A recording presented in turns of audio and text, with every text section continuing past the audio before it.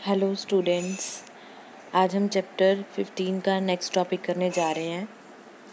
15 chapter के first video में part 1 में हमने टाइप्स ऑफ ग्रामर किया था। ग्रामर की कौन कौन सी टाइप्स हैं, ग्रामर का मीनिंग क्या है। आज हम करेंगे फॉर्मल और फंक्शन ग्रामर क्या होती है।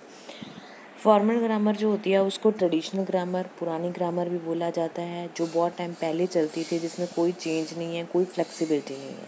फंक्शनल ग्रामर जो होती है उसमें फ्लेक्सिबिलिटी होती है, स्टूडेंट को सिर्फ उतनी ग्रामर करवाई जाती है जितनी उसको यूज़फुल होगी। तो इसका जो डिफरेंस है वो हम पढ़ने जा रहे हैं आज। Students are taught each and every rule related to grammar whether useful or not। बच्चों को हर एक ग्रामर से रिलेटेड रूल पढ़ाया जाता है, चाहे वो उसके लिए यूज़फुल है या नहीं है।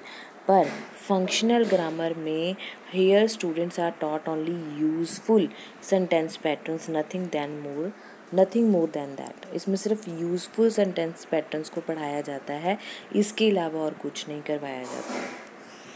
It is also known as traditional और थ्रेटिकल ग्रामर। इसको ट्रेडिशनल और थ्रेटिकल ग्रामर भी कहा जाता है, इसको डिस्क्रिप्टिव ग्रामर बोला जाता है।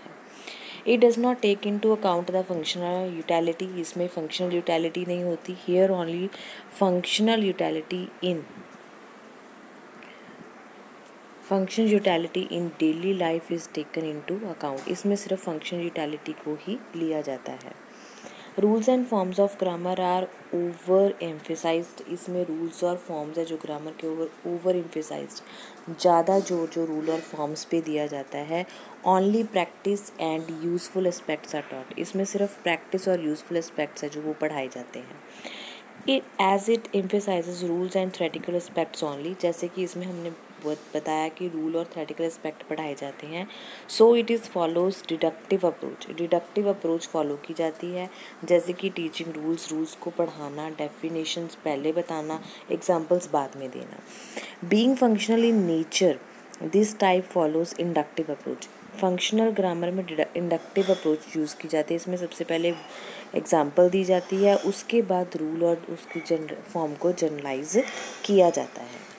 नेक्स्ट पॉइंट है, this is just a mental exercise in which most of the things are abstract. इसमें एक मेंटल एक्सरसाइज होती है जो कि एब्स्ट्रैक्ट चीज़ें जो होती हैं एब्स्ट्रैक्ट होती हैं, जिनको छुआ नहीं जा सकता। Functional grammar is of a concrete nature. इसमें कंक्रीट नेचर होती है due to its immediate applicability. उसमें इमीडिएट तुरंत हम उसको एप्लीकेबल कर सकते हैं स्पीच में, रीडिंग में और राइटिंग में। बीइंग टॉट फॉर्मल बोलते हुए it proves to be difficult and monotonous. इसमें बोलते हुए ये प्रूव होते हैं कि डिफ़िकल्ट है। बीइंग टॉट इन एक्सीडेंटली हम जब बोलते हैं इनफॉर्मली वे से, तो ये एक इंटरेस्टिंग रिजल्ट है जो ऑटोमेटिक लर्निंग का वो लेके आती है। Rules of grammar are consequently memorised by the pupil. इसमें बच्चों को रूल्स है ग्रामर के वो याद करवाए जाते हैं, जबकि फंक्शन ग्रामर में रूल्स हैं जो उनको याद नहीं करवाया जाता, बल्कि उनको नकल करवाई जाती है और उस पर प्रैक्टिस करवाई जाती है। It is less useful to pupil. Formal जो ग्रामर होती है बच्चों के लिए कम यूज़फुल होती है। बीइंग थ्रेटिकल, क्योंकि वो थ्रेटिकल होती है, ये ज़्यादा यूज़फुल होती है क्योंकि इसमें प्रैक्टिस करवाई जाती है। It encourage rote memorisation of theory of language. इसमें थ्योरी को कैसे याद रखना है वो रोल ज़्यादा होता है, जबकि फंक्शन ग्रामर में जो नेचुरल इक्वेशंस हैं, करेक्ट पैटर्न लैंग्वेज की, उनको ज़्यादा ध्यान में रखा जाता है बिना मेमोरी के हेल्प के।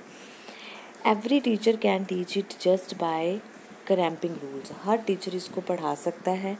फंक्शन ग्रामर है जो उसको सिर्फ एक्सपर्ट टीचर ही पढ़ा सकता है, क्योंकि इसमें प्रैक्टिस और इमिटेशन ज़रूरी होती है।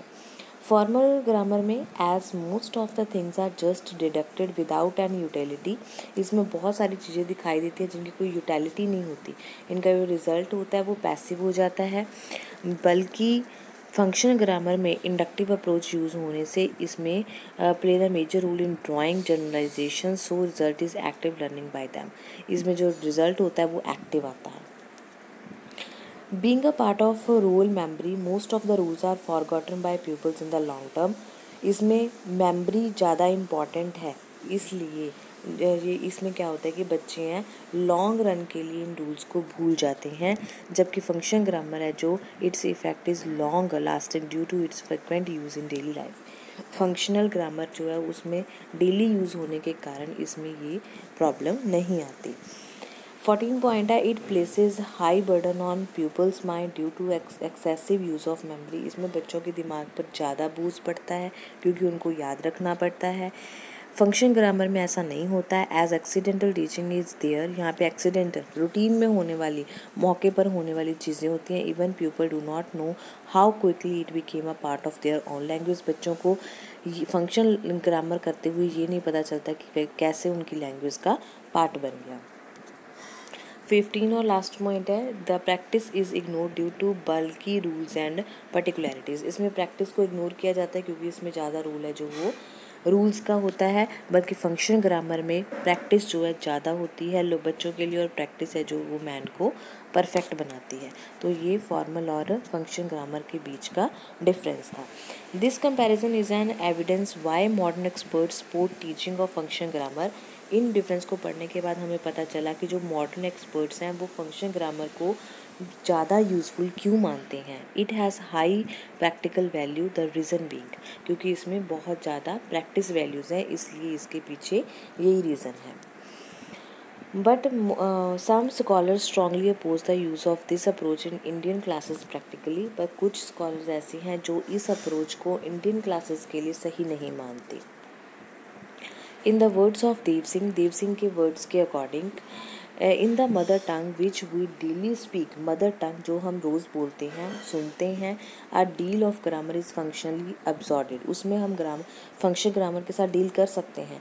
पर जब हम फॉरेन लैंग्वेज को यूज़ कर रहे हैं जो कि एक लिमिटेड स्कोप है बोलने का भी और सुनने का भी, उसमें फंक्शन ग्रामर और एक्सीडेंटल लर्निंग ग्रामर यूज़ नहीं की जा सकती।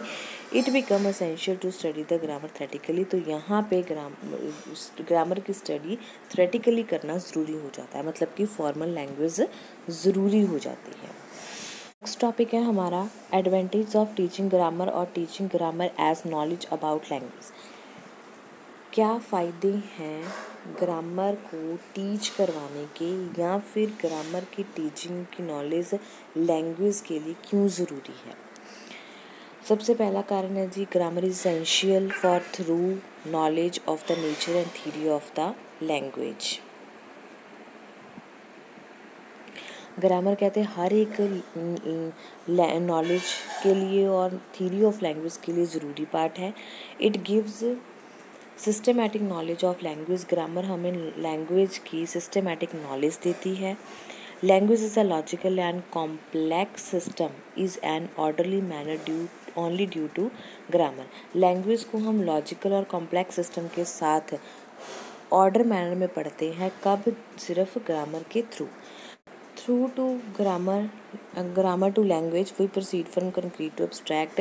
ग्रामर के ज़रिए लैंग्वेज में हम कंक्रीट से एब्स्ट्रैक्ट की तरफ जाते हैं, दिखने वाली चीज़ से अनदिखने वाली चीज़ तक। Grammar helps in correct language learning, grammar हमारी हेल्प करती है लैंग्वेज को सही तरीके से सीखने में। It provides a criteria to evaluate the correctness of the language, grammar जो है क्राइटेरिया प्रोवाइड करती है जिससे हम लैंग्वेज की करेक्टनेस को वैल्यूएट कर सकते हैं, जज कर सकते हैं।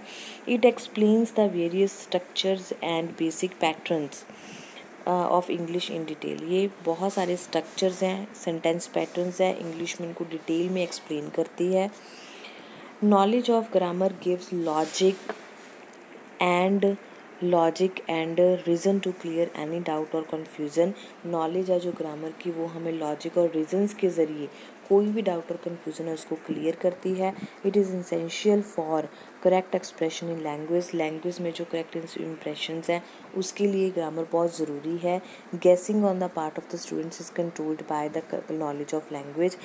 नॉलेज ऑफ ग्रामर, बच्चे जो गेस लगाते हैं उसको कंट्रोल करने का काम सिर्फ ग्रामर करती है।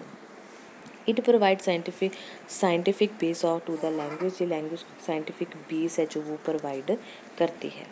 The knowledge of grammar checks entry of vagueness in the language learning, जो ग्रामर की नॉलेज है वो लैंग्वेज लर्निंग सही जा रही है इसके बारे में चेकिंग करती है।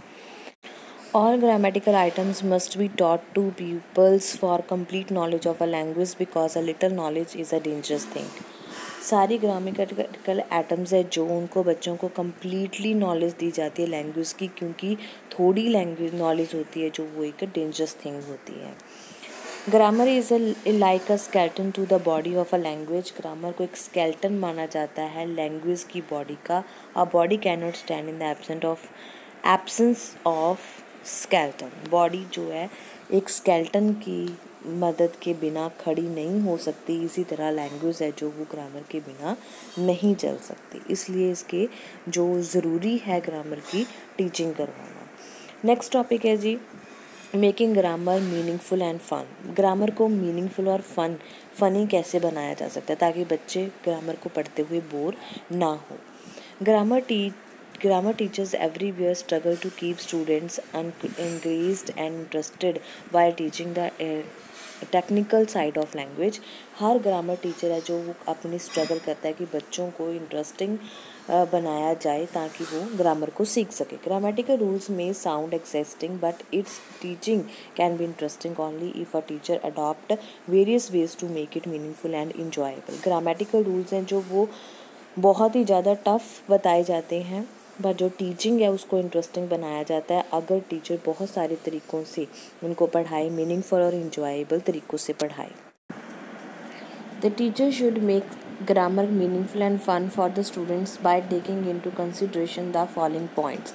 इन पॉइंट्स के ज़रिए टीचर है जो स्टूडेंट को ग्रामर सिखाने के इंटरेस्टिंग वे अपना सकता है. फर्स्ट पॉइंट है have students move as much as possible.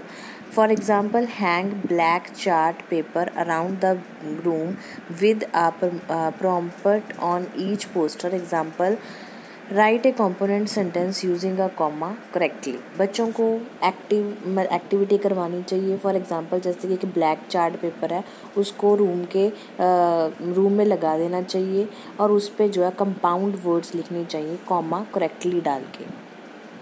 Compound words होते हैं जो दो वर्ड्स हों जिनके अलग अलग मीनिंग निकलते हों, उनको एक बना दिया जाए, उनको कंपाउंड सेंटेंस कहते हैं.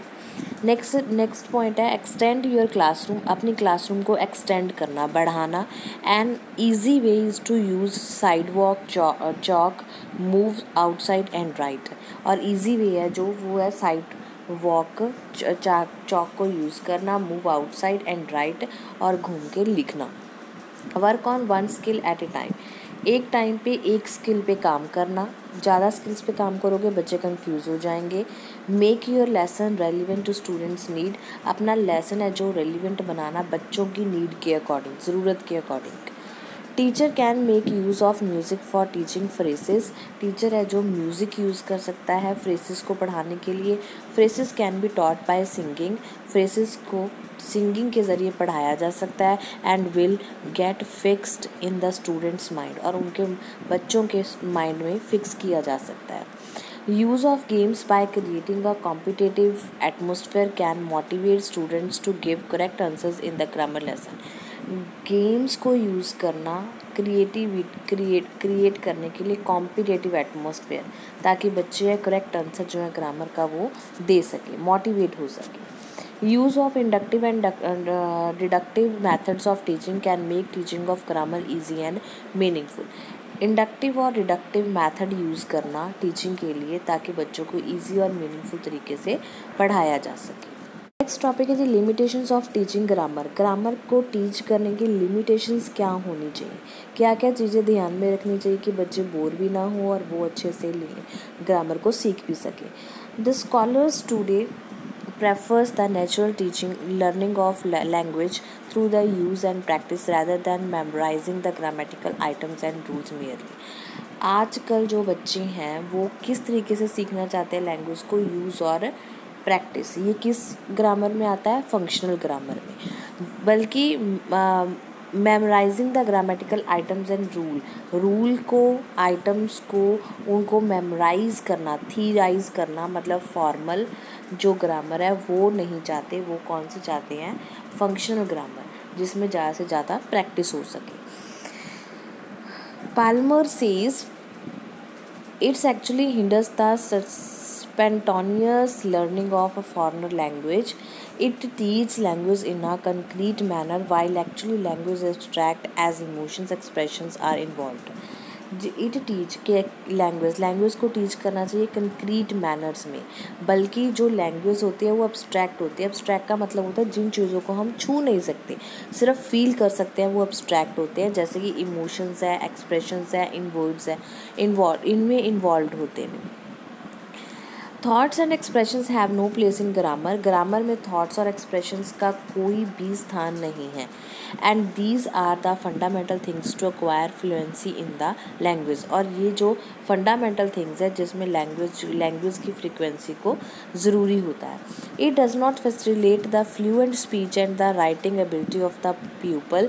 इसमें कोई भी फैसिलिटी नहीं होती कि वो स्पीच दे सके और राइटिंग की एबिलिटी है जो वो सिखा सके। The correct error are not necessarily related to grammar। जो करेक्ट कॉमन एरर्स हैं वो ज़रूरी नहीं होते ग्रामर्स में। नेक्स्ट पॉइंट है, it gives only partial knowledge about the language. Grammar has nothing to do with proverbs, idioms, phrases, fluency of phonetics, vocabulary, dialogue and speech. It gives only, ये हमें एक नॉलेज देती है language की। Grammar में हम proverbs, idioms, phrases, fluencies, phonetics, vocabulary, dialogue और speech ये सब कुछ नहीं सीखते। इसमें सिर्फ हम एक नॉलेज लेते हैं कि लैंग्वेज जो है वो क्या है। It places extra burden on pupils memory and it result is as passive mastery over language. इसलिए सिर्फ एक एक्स्ट्रा बर्डन है बच्चों की मेमोरी के ऊपर, जिसका रिजल्ट है वो है वो पैसिव जो मास्टरी है लैंग्वेज के ऊपर करने की। An expert is required to teach grammar fluently. जो एक्सपर्ट्स हैं वो रिक्वायर करते हैं कि ग्रामर बच्चों को सिखानी चाहिए। As incompetent teacher rather spoils pupils basic knowledge by teaching grammar influently. ज़रूरी जो है वो सिखाना चाहिए। जो टीचर हैं वो बच्चों के जो बेसिक ग्रामर है उसको स्पॉइल ख़त्म ना करें, वो सिर्फ उनको इनकरेक्ट जो इफ़ेक्टिव जो ग्रामर है वो ना सिखाए, सिर्फ इफ़ेक्टिव ग्रामर है जो रिक्वायर्ड है वही सिखाएं। ये लिमिटेशंस है ग्रामर की जिनको ध्यान में रखते हुए बच्चों को ग्रामर सिखानी चाहिए। इसके साथ ही हमारा जो चैप्टर 15 टीचिंग ग्रामर वो हमारा ख़त्म हो गया। उम्मीद है आपको ये चैप्टर समझ में आ गया होगा। अगर फिर भी आपको इसमें कोई प्रॉब्लम है, कोई वर्ड समझ में नहीं आया या कोई पॉइंट समझ में नहीं आया तो आप मेरे से कमेंट बॉक्स में शेयर कर सकते हैं। Thank you so much for watching.